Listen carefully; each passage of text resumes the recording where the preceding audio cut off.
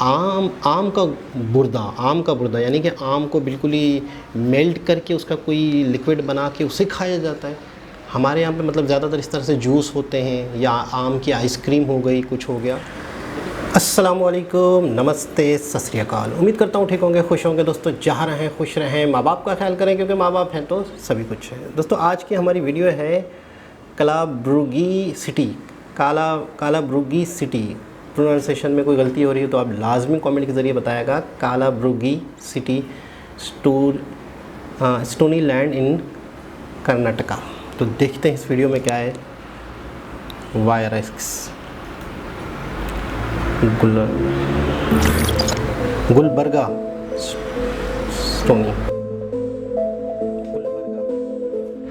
दोस्तों ये है गुलबर्गा, जिसके बारे में क्या आप जानते हैं? कर्नाटक के इस शहर को पत्थरों का शहर क्यों कहा जाता है? इस शहर का इतिहास क्या है? और हाँ, मौजूदा समय में ऐसी कौन सी चीज है जो सिर्फ देश ही नहीं विदेशों में भी लोगों के घरों में मिलती हैं? अगर नहीं तो हमारी आज की इस वीडियो को अंत तक जरूर देखें। दोस्तों शायद आपको पता ना हो, लेकिन गुलबर्गा का नाम पहले गुलबर्गा नहीं था। इसे कुलबर्गी के नाम से जाना जाता था और कुलबर्गी का ही शाब्दिक अर्थ होता है पत्थरों का शहर। आजादी से पहले यह शहर हैदराबाद स्टेट का हिस्सा हुआ करता था, लेकिन आजादी के बाद जब 1948 में हैदराबाद स्टेट भारत का हिस्सा बना तो 1956 में भाषा के आधार पर इसे बांट दिया गया और कुलबर्गी मैसूर का हिस्सा बन गया, जो अब कर्नाटक में है। ये सिटी ब्रिटिश लोगों को खूब भाती थी और इसलिए वे इसे परफेक्ट टूरिस्ट डेस्टिनेशन मानते थे। मौजूदा समय में गुलबर्गा के डेमोग्राफी की बात करें तो ये शहर कर्नाटक के पूर्वोत्तर भाग में एक पठारी भूमि पर बसा हुआ है। कृष्णा और भीमा नदी इसके दिल से गुजरती है। ये सिटी 192 स्क्वायर किलोमीटर एरिया में फैली हुई है और यहाँ का ज्यादातर आबादी हिंदू है। यहाँ की करंट एस्टिमेटेड पॉपुलेशन 7,19,000 है। इस शहर का एवरेज लिटरेसी रेट 82.30% है, जबकि यहाँ का सेक्स रेशियो प्रति 1000 पुरुषों पर 971 महिलाओं का है। ज्यादातर लोग यहाँ कन्नड़ बोलते हैं, लेकिन मराठी, तेलुगु, हिंदी, अंग्रेजी और कोंकणी बोलने वालों की भी एक तबका यहाँ रहता है। गाड़ियों के रजिस्ट्रेशन कोड पर गौर करें तो यहाँ की सभी लोकल गाड़ियों पर आपको KA32 का कोड दिखाई देगा। इस सिटी की इकॉनमी दिलचस्प है। इस इलाके में उगने वाले मसाले भारत ही नहीं पूरे यूरोप और दुनिया के कई देशों के रसोई घरों में काफी प्रचलित रहे हैं। अब यह शहर तूर दाल और चूना पत्थर के लिए प्रसिद्ध है। कुछ लोग यहाँ एग्रीकल्चर बेस्ड कामों से जुड़े हैं, तो वहीं कुछ धीरे धीरे विकसित हो रहे बिजनेस और इंडस्ट्रीज से। इस पूरे क्षेत्र में ज्वार, चावल, गेहूं, कपास, मूंगफली, तिलहन, सब्जियां, गन्ना, मसाले और अनाज उगाए जाते हैं। यहाँ पशुपालन और भेड़ पालन एक सामान्य व्यवसाय है। इसके अलावा यहाँ बागवानी भी खूब की जाती है। ये शहर अपने आर्किटेक्चर, रिलीजियस प्लेसेस और कई फेमस टूरिस्ट डेस्टिनेशंस के लिए खास तौर से जाना जाता है। यहाँ का ऐतिहासिक गुलबर्गा किला यहाँ आने वालों का दिल जीत लेता है। इसके अलावा ये शहर नेचर स्पॉट्स और फेमस टेम्पल्स के लिए जाना जाता है। यहाँ आप सवेश्वर मंदिर, सूफी संत हजरत ख्वाजा बंदा नवाज की दरगाह, चंद्रमपल्ली बांध और गुलबर्गा जियोलॉजिकल पार्क भी देख सकते हैं। यहाँ के जायके और खान पान की बात करें तो ये देश के बाकी राज्यों से काफी अलग है। यहाँ के व्यंजनों में जोलदा रोटी, शेंगा चटनी पूड़ी, आम के गूदे से बनी होलीगे और वागनी मिर्ची काफी पसंद की जाती है।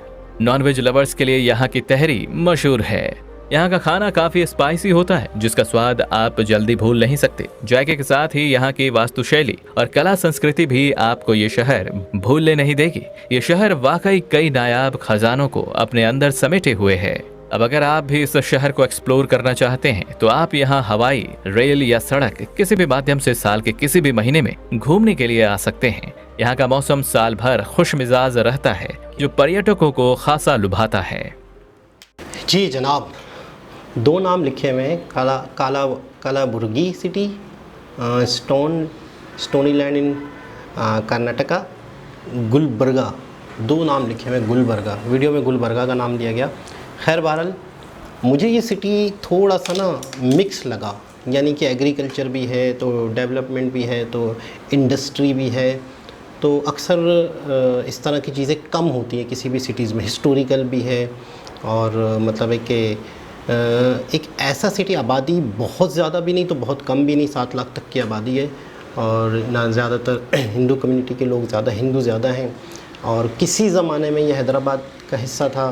फिर जाहिर सी बात है जब कर्नाटका अलग हुआ, हैदराबाद अलग हुआ, तो अब ये मतलब है कि कर्नाटका का सिटी है। ओवरऑल सबसे मेन चीज़, सबसे ख़ास बात जो इस शहर में है वो पूरे इंडिया में भी है। ये जो नेचर है इस शहर के लोगों की, वही नेचर पूरे इंडिया की नेचर है। खाना पीना, अच्छा खाना, टेस्टी खाना, स्वादिष्ट खाना और वैरायटी खाना। यानी कि इस शहर में भी हमने ये ख़ास बात देखी मैंने कि इस शहर में भी खाने पीने के ज़्यादा शौकीन लोग हैं, मीठा ज़्यादा शौक़ से खाते हैं। अच्छा, एक बहुत ही नई चीज़ मेरी ज़िंदगी में आई, आम का बुर्दा, यानी कि आम को बिल्कुल ही मेल्ट करके उसका कोई लिक्विड बना के उसे खाया जाता है। हमारे यहाँ पे मतलब ज़्यादातर इस तरह से जूस होते हैं या आम की आइसक्रीम हो गई, कुछ हो गया, लेकिन आम को बिल्कुल गुदा बना के खाया जाता है। एक दोस्त ने मुझे बताई थी ये बात कि हम लोग बाकायदा आम का उसका रस निकाल के बाकायदा रोटी के साथ खाते हैं। मतलब मुझे बड़ी हैरत हुई थी उस टाइम, तो मुझे ऐसा ही लग रहा है कि कुछ इसी तरह का मामला यहाँ पर भी है। ओवरऑल बहुत ज़बरदस्त लगा, बहुत अच्छा लगा और ख़ूबसूरत लगा। मज़ीद छोटी सी वीडियो थी, इसमें कोई ख़ास डिटेल नहीं थी, बहुत ज़्यादा डिटेल नहीं थी, लेकिन ये कि काफ़ी कुछ इसमें बता दिया गया इन शॉर्ट टाइम में। इंडिया की जो नेचर है, वो खाने पीने की, खुश मिजाजी की, वो सारी इस शहर में दिखी। अंग्रेज़ों को बड़ा पसंद था, अंग्रेज़ इस शहर को टूरिज़म हब बनाया हुआ था उन्होंने। यानी इसका अच्छा, किले या हिस्टोरिकल बिल्डिंग्स, ये सारी चीज़ें भी इंडिया में बहुत ज़्यादा हैं और जगह जगह ये चीज़ें दिखती हैं। तो एक बहुत ही खूबसूरत वीडियो थी, बहुत अच्छा लगा, नॉलेज में इजाफा हुआ। इस शहर का नाम मैंने कभी नहीं सुना था। मैं समझता था कि मैं इंडिया के बहुत सारे शहरों को जानता हूँ, लेकिन बहुत ज़्यादा शहर है। मतलब एक मरतबा मैंने पूछा था, आपने पूछा था कि इंडिया में टोटल कितने शहर हैं। मतलब हम जब शहर की वीडियो, सिटी की वीडियोज़ देखते थे तो एक कमेंट आया था कि 430 या 435 या 433, इस तरह से 400 से अबव या 400 इतने सिटीज़ हैं इंडिया में। बहुत बड़ा है इंडिया।